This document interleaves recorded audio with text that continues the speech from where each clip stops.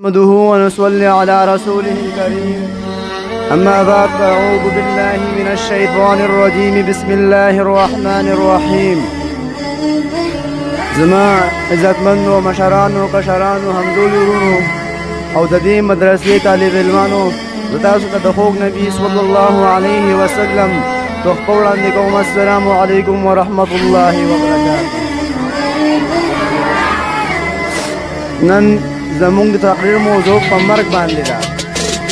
زما ورونو، مرګ په دنیا کې داسې څیز دی که دا په دنیا کې هر نسل دی، که دا په دنیا کې هر مذهب دی، که دا عیسائی دی، که دا مجوسی دی، که دا قادیانی دی، که دا یهودي دی، که دا عیسائی دی، که دا مسلمان دی، ټول یوازې مرګ مني. دنیا کې ډېر داسې خلک شته یو قوم په پکې چې هغه به رب العالمین نه مني، یو قوم به پکې داسې وي چې هغه به د رب العالمین سره نور مخلوق شریک کوي. ځینې خلک به پکې داسې وي چې هغه به قرآن نه مني، ځینې خلک به پکې داسې وي چې هغه به محمد رسول الله صلی الله علیه وسلم نه مني. لیکن واحد په دنیا کې یو څیز داسې دی چې د هر مذهب والا مني، هغه صرف او صرف یو مرګ دی. زمانو عبدالله ابن عمر رضی الله تعالی عنہ وایي په دنیا کې داسې ژوند تېروه لکه د مسافر په شان دی. سبحان الله. عبدالله بن عمر رضی الله تعالی عنہ سره آشنا وضاحت کوي وَإِذَا أَمْسَيْتَهُ فَلَا تَنْتَظِرُ الصَّبَاحَ وَإِذَا أَصْبَحْتَ فَلَا تَنْتَظِرُ الْمَسَاءَ. سبحان الله. عبدالله بن عمر رضی الله تعالی عنہ سره آشنا وضاحت کوي وایي چې سحر شي د ماښام انتظار مه کوه چې زه به ژوندی پاتې شم او که مړ به یم، او چې ماښام شي نو د سحر انتظار مه کوه چې زه به ژوندی پاتې شم او که مړ به یم. سبحان الله. نن هغه خلک چې وینه وایي چې 100 کاله بعده پورې هماغه په تمه ناست دي چې پلار به مې مړ شي ما ته به د هغې میراث پاتې شي، چې پلار به مې مړ شي ما ته به د هغې مال او جایداد پاتې شي. لیکن په خپله دا سوچ نه کوي، لیکن په خپله کله هم دا په زړه کې نه راځي چې زه به مې یوه ورځ مړ کېږم، ما پسې دا مرګ را روان دی، ما خو یوازې په دې دنیا کې لږ غونده کې ژوند پکار دی. دا سوچ هېڅوک هم نه کوي. عبدالله بن عمر رضی الله تعالی عنه آشنا وضاحت کوي. سبحان الله. سعد رضی الله تعالی عنہ په باره کې راځي. زما ورونو، کله چې دا وفات کېدو دا ډېر خفه و، ډېر ستومان او ډېر ژړلي. صحابه ورته ویل یا سعد وایي ته په دنیا پسې ژاړې؟ سعد رضی الله تعالی عنہ ته وایي نه صحابو نه، وایي زه په ستاسو دنیا پسې نه ژاړم. سبحان الله. وایي ستاسو په دنیا پسې نه ژاړم، زه هغه اوږدو ورځو پسې ژاړم چې موږ به پکې روژې نیولې، زه هغه اوږدو شپو پسې ژاړم چې موږ به پکې تهجد کول، زه هغه اوږدو شپو پسې ژاړم چې موږ به پکې ټوله شپه تهجد منځونه کول، موږ به پکې ټوله شپه تلاوتونه کول. سبحان الله. نن زموږ نوجوان نسل، نن زموږ ټول خلک ټوله شپه پبجي او فری فایر ګیمونه کوي، ټوله شپه په واتساپ کې د پردو تورسرو سره چیټینګ کوي، ټوله شپه فلمونه ګوري. یو کس هم داسې ونه کړل دا پکې راپاڅېدو دا پکې تهجد وکړي، یو کس هم پکې داسې ونه کړل دا راپاڅېږي دا پکې د قرآن تلاوت وکړي.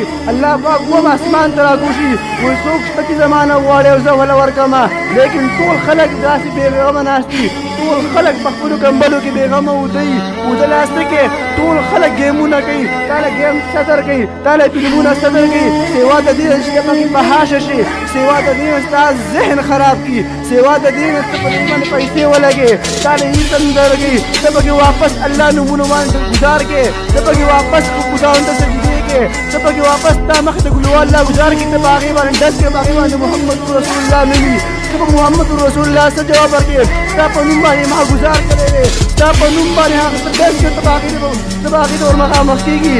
یا رسول الله ته به دې خلکو ته څنګه ودرېږي؟ ته به دې خلکو سفارت څنګه کوې؟ دوی خو ټوله شپه تا بس ته یادوي، دوی ټوله شپه په ګیم کې مبتلا وي، یو ورځ دا یاد نه کړي، روژې دوی خوري. دا قوم به څه کوي؟ یا رسول الله صلی الله علیه وسلم. ابو هريره رضی الله عنه مبارک راځي وایي کله چې دا مړ کېدو دا دونه غټ صحابي دی تقریبا په لګونو حدیثونه یاد کړي دي. سبحان الله. دی په لګونو حدیث یاد کړي دي. دا د محمد رسول الله صلی الله علیه وسلم صحابي دی. خدا په خپل هم چې کله مړ کېږي جاړي، صحابه ورته وایي یا ابو هريره رضی الله تعالی عنه ته ولې جاړې؟ هغه ورته وایي جاړم په دې باندې سفر ډېر اوږد دی او سامان راسره کم دی.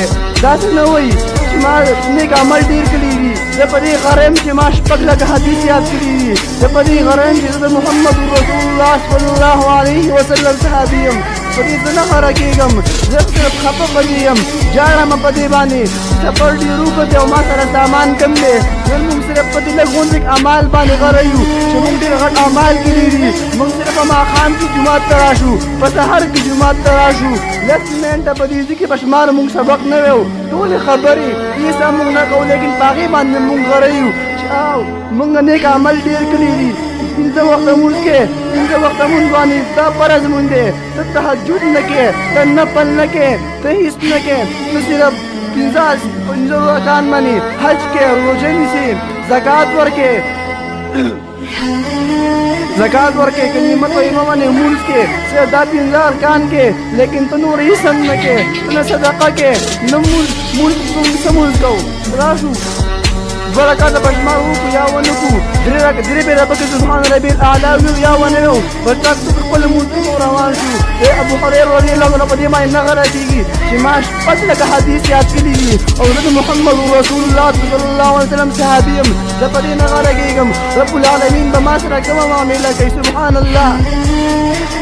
یو کس وایي هغې خبره کوله، وایي زمونږ خواته یو نوجوان و، ډېر بدبخت و، ډېر ښایسته نوجوان و. هغه به ډېر غلط کارونه کول. وایي ما ورته وویل چې راځه زموږ سره راشه او مونږ دا مړي لمبو. نو کېدای شي ته مونږ سره یو مړي دوه ولمبې، نو کېدای شي ستا په زړه کې څه ترس راشي، ستا په زړه کې څه رحم دلي راشي او ته دې بد کارونه راواوړې، ښه کارونو ته راواوړې. لیکن هغه نوجوان وایي ما ته یې وویل چې د دغه ځای نه زما کرکه کېږي، د دغه مړو نه زما کرکه کېږي، د دې هدیرې نه زما کرکه کېږي، د دې لحد نه زما کرکه کېږي. زه هېڅکله هم نه مړ کېږم او زه به تر قیامته پورې ژوندی یم. قیامت یې نه منو کوی، زه به ډېر وخته پورې ژوندی یم. وایي نو هغه کس وایي دوه ورځې بعد چې ما هغه وایي ډېر په ناشنا شکل کې را روان و، ډېر په ناشنا عجیبه انداز کې را روان و، ډېر عجیبه انداز کې را روان و. زه یې ډېر خفه کړم. وایي ما چې پام وکړو هغه څلور کسانو را روان کړی و، څلورو کسانو کوږه کړی و، په ټک کې یې راوړو، لمبولو ځای ته یې راوړو. وایي ما سوچ کوو چې دې پرون ویل، بل اوس دې وایي چې دې نه زما کرکه کېږي، زما د مرګ نه کرکه کېږي، زما د لحد نه کرکه کېږي، زما د مړو د ځای نه کرکه کېږي. لیکن نن دا په خپله په دې ځای کې پروت دی.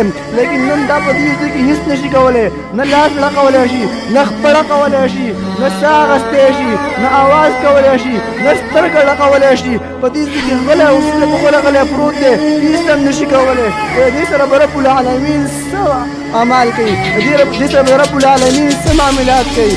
مرګ او د ژوند هېڅ پت نه لګېږي. کېدای شي موږ د دې جومات نه بهر هم نه وځو، کېدای شي موږ په دې ځای کې واپس کېننو. د مرګ او د ژوند څه پته لګي. ته ټوله شپه تلیفون ته ناست یې، څه پته لګي تاله په دې وخت کې مرګ راشي. ته ټوله شپه ګیم ته ناست یې، څه پته لګي تاله په دې وخت کې مرګ راشي. په دې ځینې حالات کې چې په دنیا کې مړ شولې، په هغه حالات کې به آخرت کې راپاڅېږي. ته ټوله شپه تلیفون ته ناست یې، په فلمونو کې فحش فلمونو ته ګورې، په ته په دغه وخت کې مړ شي. ته به رب العالمین ته څه جواب ورکړې چې یا رب العالمین ما په داسې حال په جومات کې مړ شوی وم، ته خو په دروغ هم نه شوی چې ته به ورته بهانه وکړې زه په جومات کې مړ شوی وم، زه په اودس کې مړ شوی وم، زه قرآن تلاوت ته ناست زه مړ شوی وم. لیکن ته خو په دنیا کې فحش فلمونو ته ناست وې، ته خو په دنیا کې ګیم ته ناست وې، غافله ناست وې، د رب العالمین د حالاتو نه نه وې خبر، د پیغمبر علیه الصلاة والسلام د احکامو نه نه وې خبر. غلی صرف او صرف ګیم او فلمونو ته